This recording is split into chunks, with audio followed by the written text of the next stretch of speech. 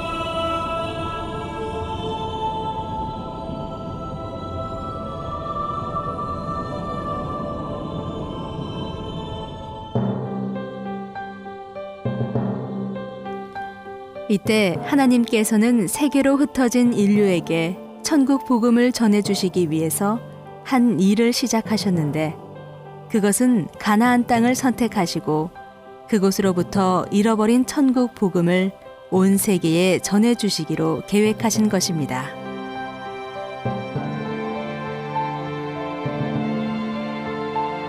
그리고 그 일을 이룰 한 사람을 선택해서 부르셨는데, 그가 바로 아브라함이었습니다.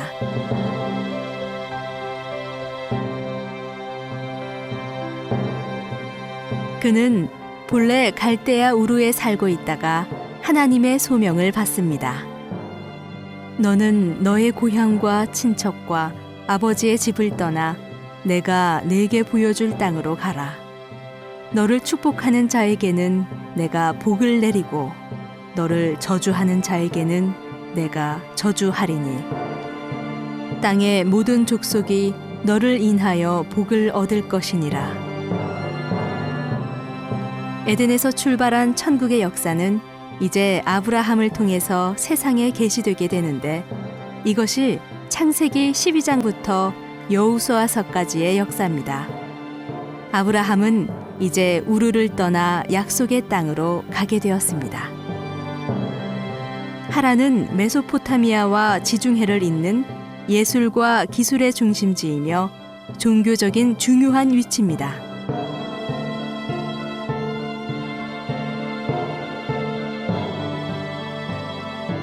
이곳 하란이 지금은 소수의 사람들이 살고 있는 곳이지만 대부분은 유적지로 남아 있습니다. 이곳은 성경의 인물들과 매우 관계가 깊은 장소입니다.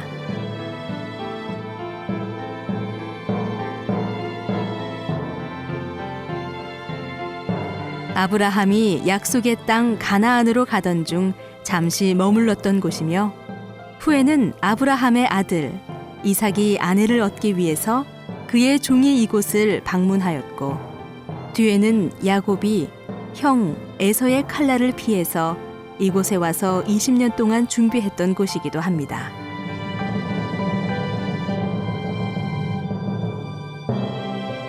이곳은 우상이 많았던 곳인데 지금도 지난날 달신을 숭배했던 흔적이 남아 있습니다.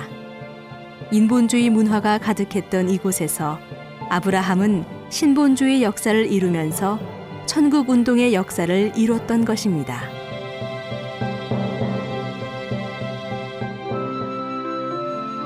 아브라함은 그 아버지 데라가 죽은 후에 하란을 떠나 가나안 땅으로 들어갑니다. 기근이 들자 다시 애굽으로 내려갔다가 돌아와서 헤브론에서 머물게 됩니다. 헤브론은 오늘날도 포도가 많이 생산되는 곳입니다.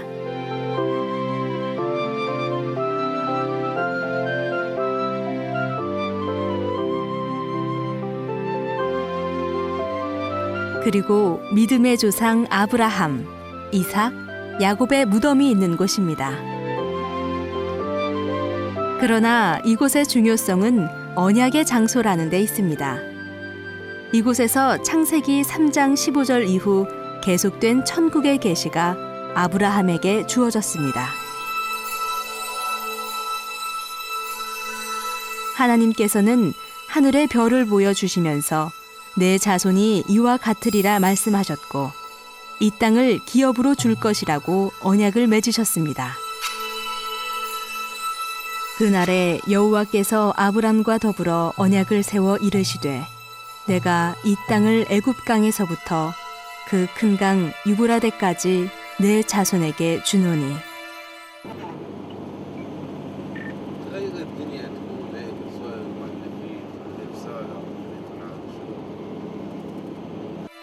헤브론의 언약 이후 아브라함은 브엘세바로 옮겨서 에셀나무를 심고 거기서 영원하신 하나님을 섬겼습니다. 에셀나무는 다른 나무들이 모두 말라 죽는 거친 환경에서도 뿌리를 30m까지 내려 푸름을 잃지 않는 나무입니다.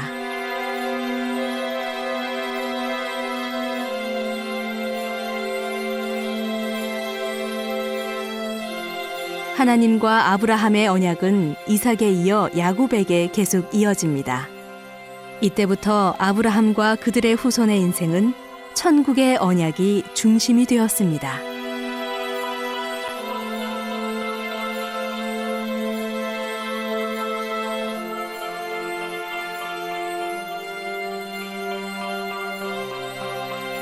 이후에 그들은 이 언약대로 애굽으로 내려가 고센 땅에 머물면서 자손들을 번성시켜 갑니다. 그들이 머물렀던 고센 땅은 지금도 풍요로운 땅이어서 많은 농산물들을 생산해내고 있습니다. 아브라함의 자손들은 이 땅에서 430년 동안을 노예로 살면서 바로를 위하여 국고성 비돔과 라암셋을 건축하기도 했습니다.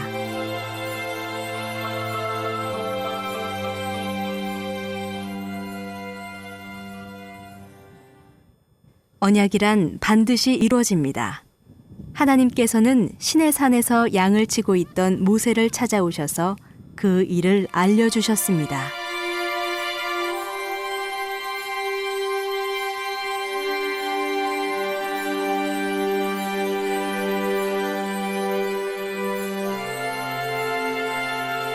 내가 아브라함과 이삭과 야곱에게 주기로 맹세한 땅으로 너희를 인도하고 그 땅을 너희에게 주어 기업을 삼게 하리라.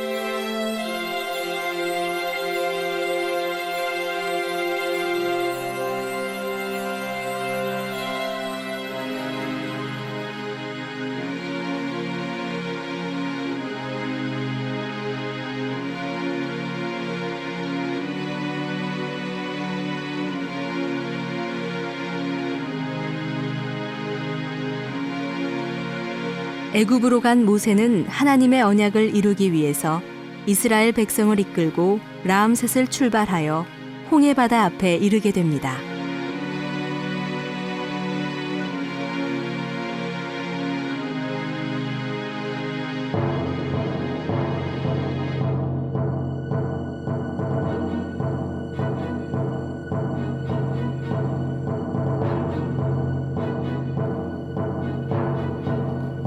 하나님의 기적으로 홍해를 건넌 이스라엘 백성들은 광야를 지나가게 됩니다.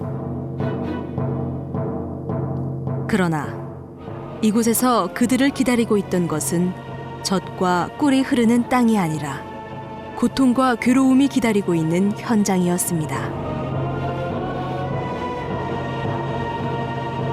마실 물이 없는 고통의 현장 마라의 쓴물.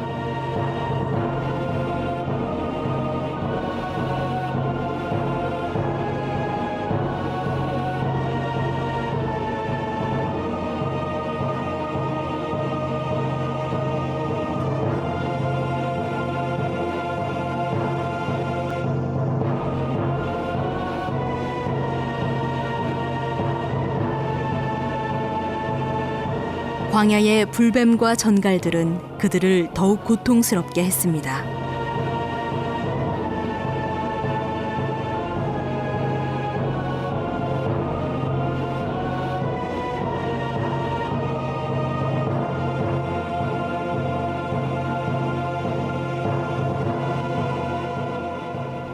그러나 그 속에서도 하나님은 때를 따라 그들을 보호하셨습니다.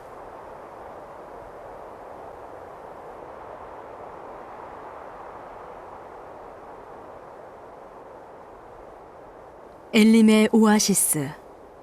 엘림의 오아시스는 광야의 햇빛으로 지친 그들에게 가나안 땅의 아름다움을 맛보게 하실 뿐 아니라 새 힘을 얻게 하는 곳이었습니다. 하나님은 광야에서도 천국을 향해서 가는 언약의 백성을 위해서 쉴 곳을 예비하셨던 것입니다.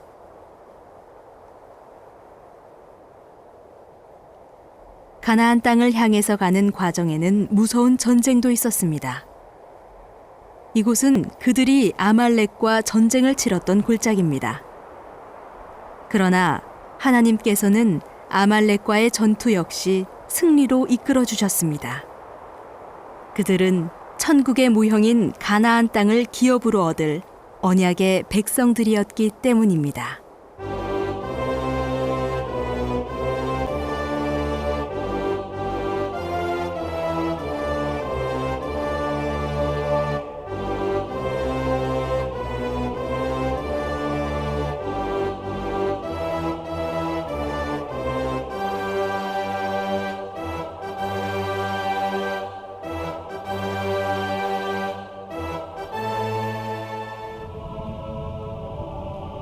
힘들고 어려운 과정이었지만 언약을 이루시기 위한 하나님의 보호하심과 인도하심으로 그들은 신의 산에 도착하게 됩니다.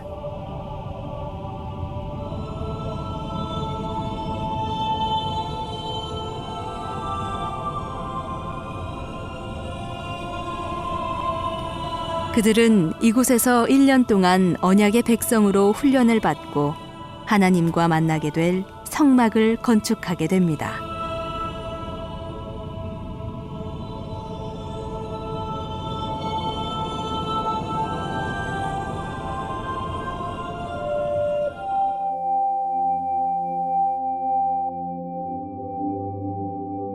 성막을 만드는 데는 조각목이 사용되었습니다. 조각목은 광야에서 자라는 대단히 생명력이 강한 아카시아 나무인데 성막의 목조부에 쓰인 나무로서 애굽에서는 배를 만드는 데 사용되었다고 합니다.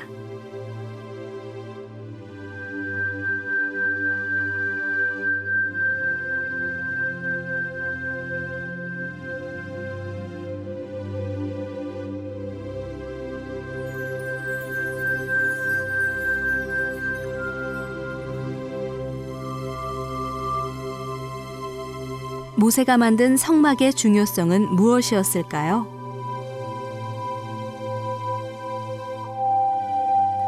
그것은 성막이 하늘에 있는 하나님의 도성인 하늘의 예루살렘의 모형이라는 데 있습니다.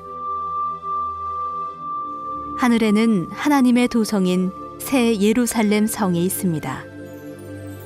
모세는 새 예루살렘 성의 모형을 이 땅에 만든 것입니다.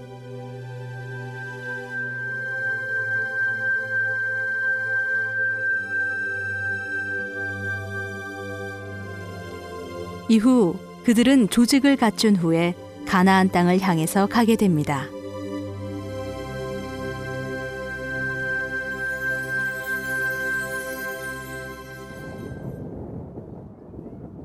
아브라함의 후손들은 이제 가나안 땅의 입구에 도착했지만 모세는 그 땅에 들어가지 못합니다.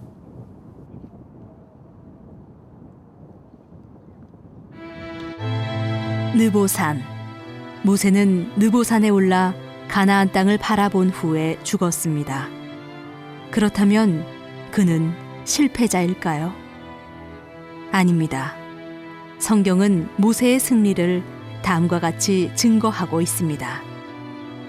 그리스도를 위하여 받는 수모를 애굽의 모든 보화보다 더 큰 재물로 여겼으니 이는 상주심을 바라봄이라. 그렇습니다. 모세는 가나안 땅에는 들어가지 못했지만 하늘의 상을 받게 될 것입니다. 그가 수고했던 가나안 땅의 실물은 바로 천국이었기 때문입니다. 세겜은 언덕이라는 뜻을 가지고 있으며 예루살렘 북쪽 약 49km 지점에 위치해 있습니다. 이곳은 아브라함과 하나님이 맺으신 가나안 땅의 언약이 완성된 곳입니다.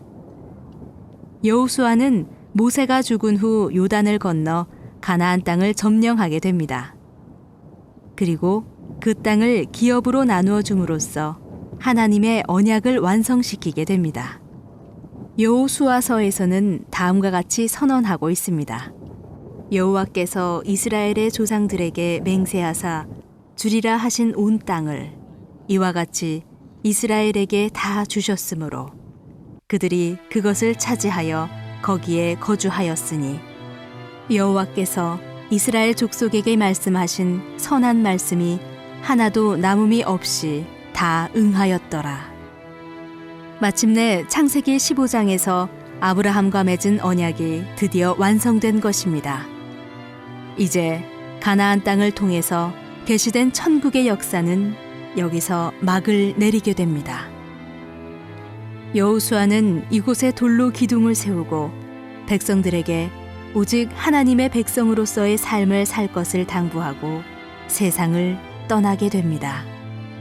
그러나 우리는 더 여행을 해야 합니다.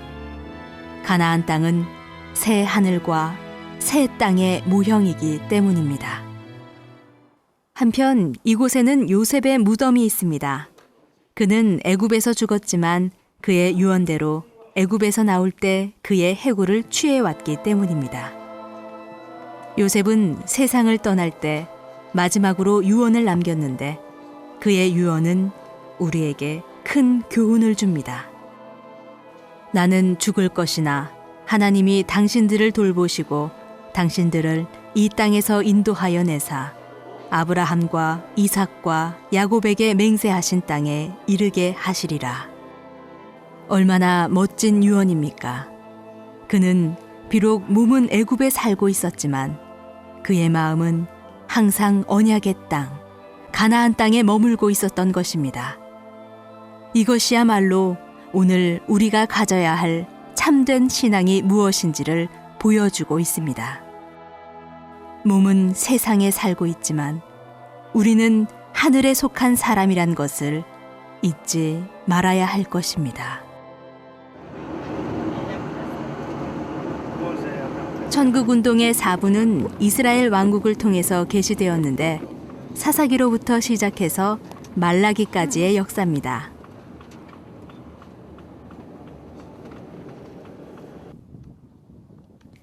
이곳은 실로입니다. 가나안 땅에 들어간 이스라엘 백성들은 성막을 이곳 실로에 세웠습니다.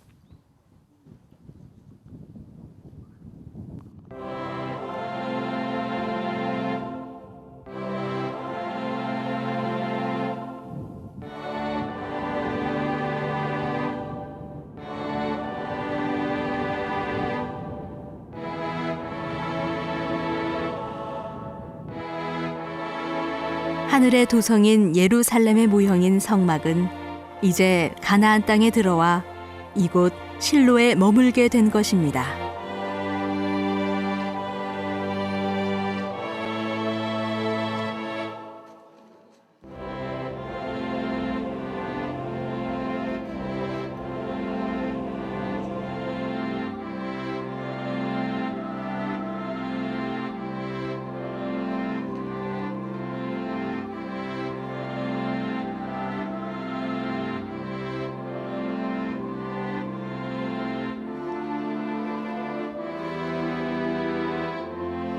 그러나 안타깝게도 이 시대는 혼란의 시대였습니다.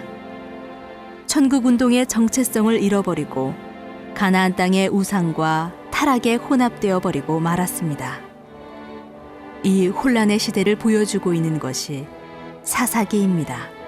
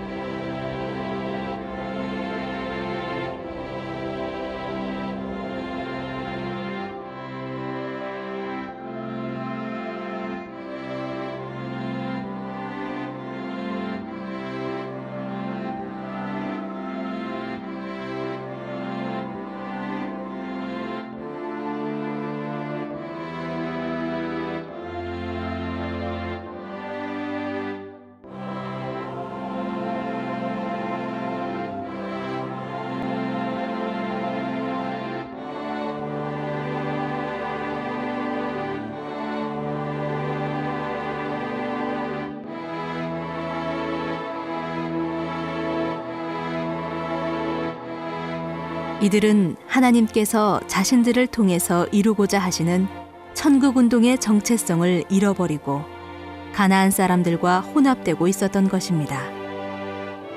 그러나 감사한 것은 하나님께서 언약의 백성들을 버리지 않으시고 그들이 부르짖을 때마다 사사들을 보내서 그들을 구원하셨습니다. 여선지자 드보라.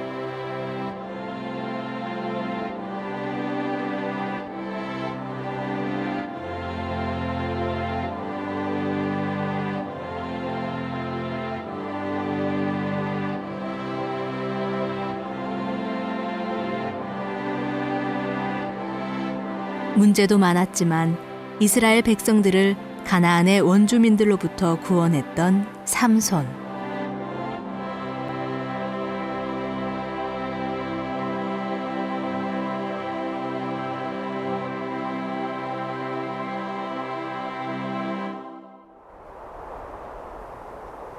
하나님의 기적으로 300명의 용사로 백성을 구했던 기드온.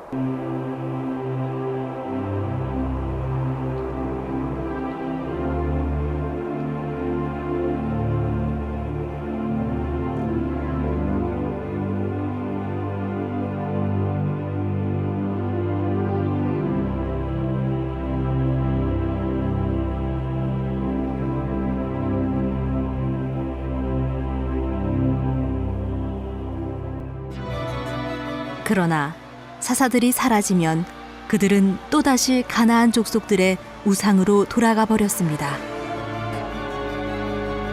중요한 것은 이 같은 혼란 속에서도 하나님께서는 창세기에서 시작하신 천국 운동의 역사를 진행하셨는데 바로 룻과 보아스를 통해서 메시아의 조상인 오벳이 태어나게 하신 것입니다.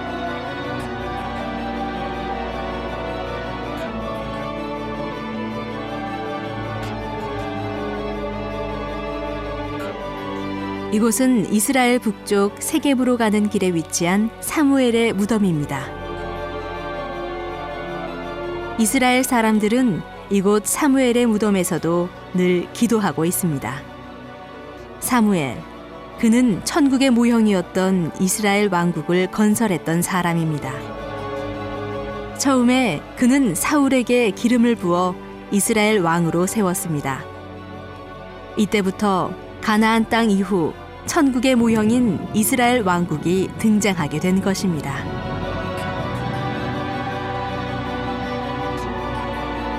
그러나 안타깝게도 사울은 자신의 권력만을 지키려고 하다가 결국 블레셋과의 전투에서 아들들과 함께 죽임을 당하고 말았습니다.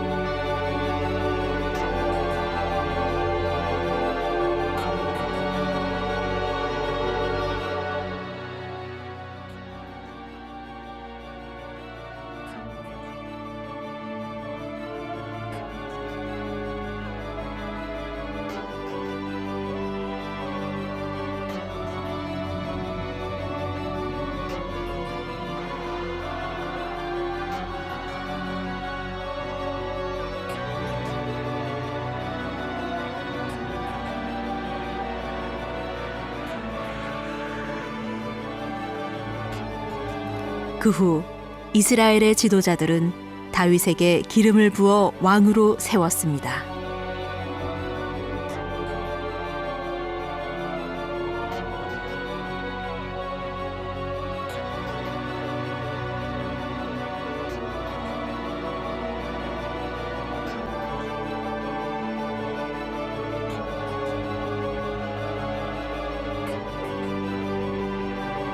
이곳은 현대의 예루살렘 안에 있는 지난날 다윗이 세웠던 다윗성의 유적들이 있는 곳입니다.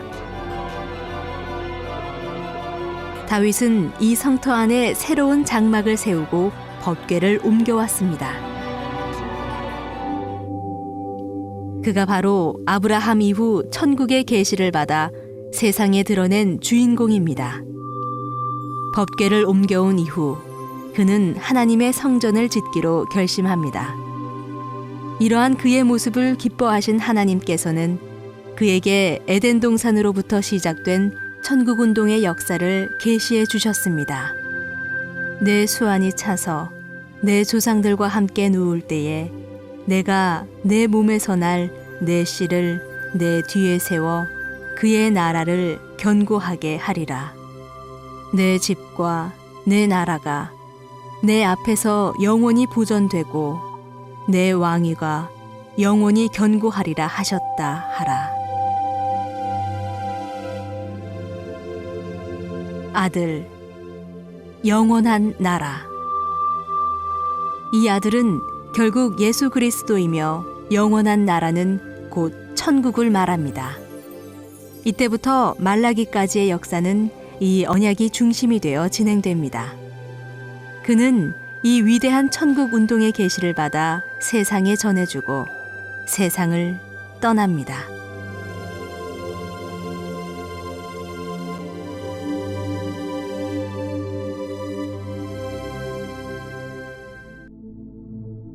다윗이 죽은 후에 이스라엘의 역사는 솔로몬에게 넘어가고 그는 아버지 다윗이 하나님과 맺은 언약대로 성전을 건축하여 봉헌하는 등의 업적을 남기기도 합니다.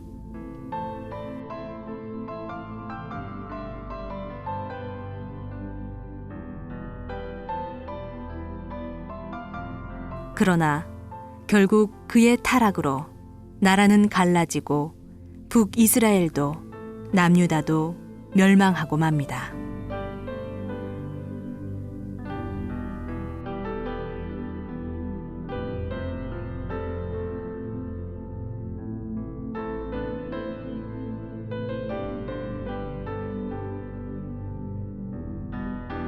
나라가 갈라지고 망할 때에 이스라엘에는 이사야로부터 말라기까지의 수많은 선지자들이 등장했습니다. 이사야, 그가 외친 것은 무엇이었을까요? 하나님께서 다윗에게 언약하신 대로 메시아가 오신다는 것과 새하늘과 새 땅이 임한다는 것이었습니다. 그가 외친 새로운 세계는 전쟁이 없는 세계, 약육강식이 없는 세계, 공평과 정의가 실현되는 세상, 질병과 죽음이 없는 세상, 바로 인간이 꿈꾸는 그런 세계였습니다.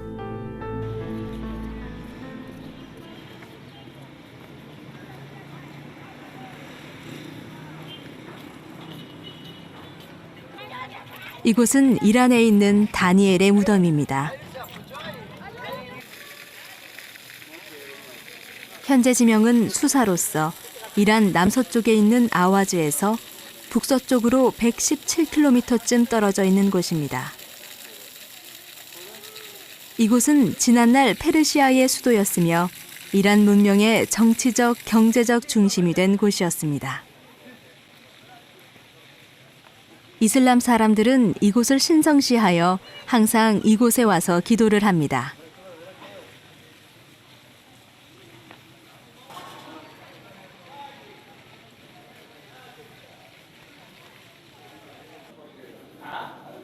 그는 당시 인본주의의 대표적인 나라 바벨론의 포로로 잡혀왔지만 천국 백성의 정체성을 지키기 위해서 목숨을 바칠 각오를 했던 사람입니다.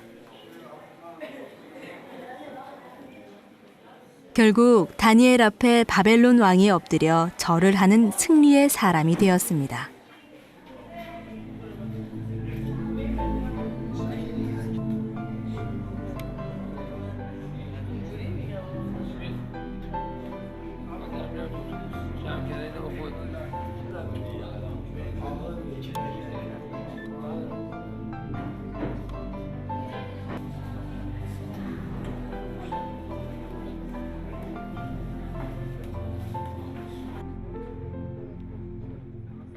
한편 터키 사람들은 터키에 다니엘의 무덤이 있다고 주장하기도 합니다.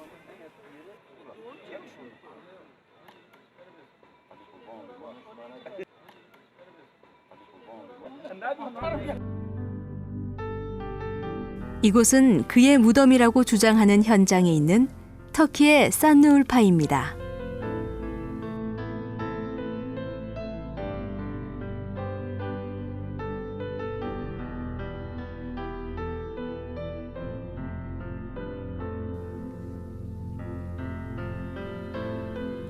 다니엘, 바벨론의 포로로 잡혀갔지만 하늘의 계시를 보았던 사람. 그가 본 것은 무엇이었을까요? 그가 본 것은 메시아의 강림과 영원한 나라가 임한다는 것이었습니다.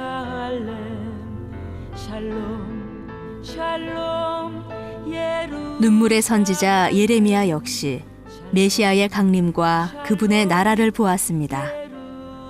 메시아, 영원하고 영원한 나라, 새로운 세계, 다윗의 왕국. 이것은 희망의 소식이었습니다. 여기는 유브라데스 강입니다. 이곳에서 그들은 희망을 품고 노래했습니다. 그 이유는 바로 선지자들이 외쳤던 메시아와 그 나라에 대한 예언을 믿었기 때문이었습니다. 우리가 바벨론의 여러 강변 거기에 앉아서 시온을 기억하며 울었도다. 당시 그들의 심정을 가장 잘 표현하고 있는 것이 시편 137편이었습니다. 그들은 선지자들의 예언을 기억하고 울었습니다. 다윗의 후손으로 오실 메시아, 그가 이루실 새로운 세계, 하나님의 나라, 영원하고 영원하고 영원한 나라. 그 시온을 바라보며 울며 노래했습니다.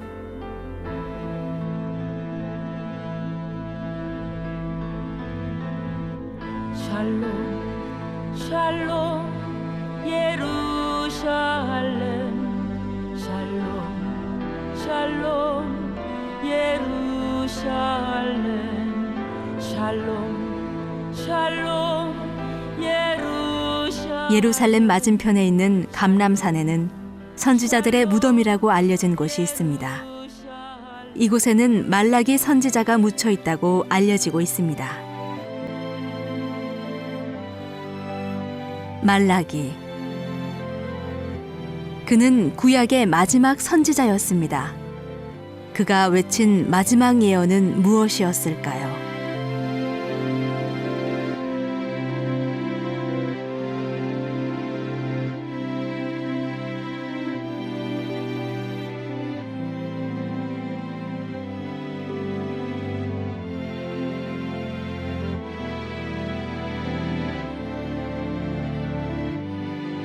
메시아는 반드시 오신다. 그리고 자유의 세계, 메시아의 나라는 반드시 임할 것이다.